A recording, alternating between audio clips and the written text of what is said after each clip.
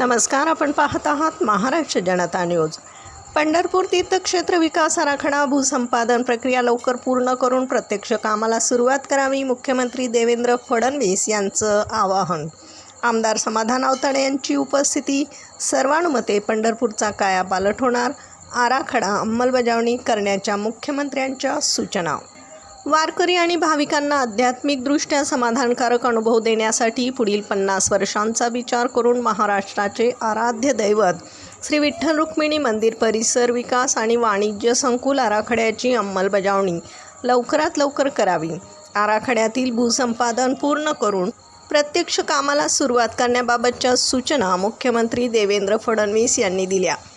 मुख्यमंत्री देवेंद्र फडणवीस यांच्या अध्यक्षतेखाली श्री विठ्ठल मंदिर परिसर आणि वाणिज्य संकुल विकास आराखड्याची शिखर समितीची बैठक सोमवारी मुख्यमंत्री कार्यालय समिती कक्षात पार पडली। याप्रसंगी उपमुख्यमंत्री सुनेत्रा पवार, वनमंत्री गणेश नाईक, ग्रामविकास मंत्री तथा पालकमंत्री जयकुमार गोरे, पंढरपूर मंगळवेढ्याचे आमदार समाधान आवताडे, राज्याचे मुख्य सचिव, मुख्यमंत्र्यांचे सचिव, सर्व विभागांचे सचिव, सोलापूरचे जिल्हाधिकारी, सोलापूर जिल्हा नियोजन अधिकारी उपस्थित होते। पंढरपूर हे महाराष्ट्रातील अत्यंत महत्त्वाचं धार्मिक आणि सांस्कृतिक तीर्थक्षेत्र आहे। आषाढी, कार्तिकी, मैत्री आणि माघी या 4 वाऱ्यांच्या काळात लाखो वारकरी पंढरपुरात दर्शनासाठी येतात।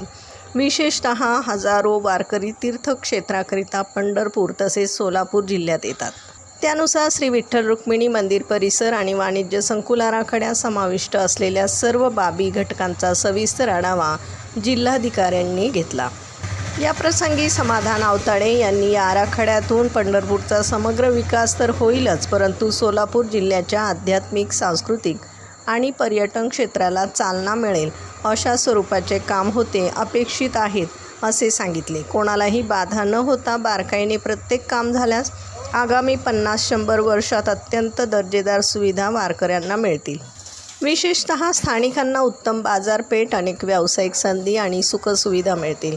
मंदिर परिसर आणि पंढरपूर शहर परिसर यांचा संपूर्ण कायापालट झाल्याशिवाय राहणार नाही अशी भावना यावेळी त्यांनी व्यक्त केली।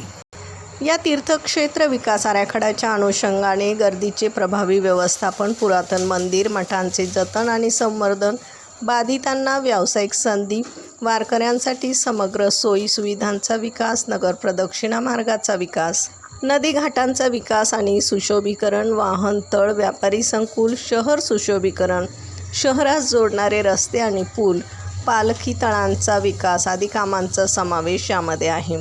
त्यामध्ये लवकरात लवकर या कामांना सुरुवात करण्यापूर्वी भूसंपादन प्रक्रिया लवकरात लवकर पूर्ण करावी अशा सूचना राज्याचे मुख्यमंत्री देवेंद्र फडणवीस यांनी प्रशासनाला दिल्या आहेत। प्रतिनिधीसह महाराष्ट्र जनता न्यूज। महाराष्ट्राचा बुलंद आवाज, क्षणोक्षणी अपडेट, सत्याचा निर्भीड शोध। राजकारण असो वा समाजकारण, शेती असो वा सामान्य माणसाचे प्रश्न, वा असो क्राईम रिपोर्ट, प्रत्येक बातमीचा अचूक वेध, ताज्या बातम्या आपल्यासाठी। पाहत रहा महाराष्ट्र जनता न्यूज। महाराष्ट्र जनता न्यूज नंबर 1 चॅनल। आजच लाईक, शेअर आणि सबस्क्राईब करा।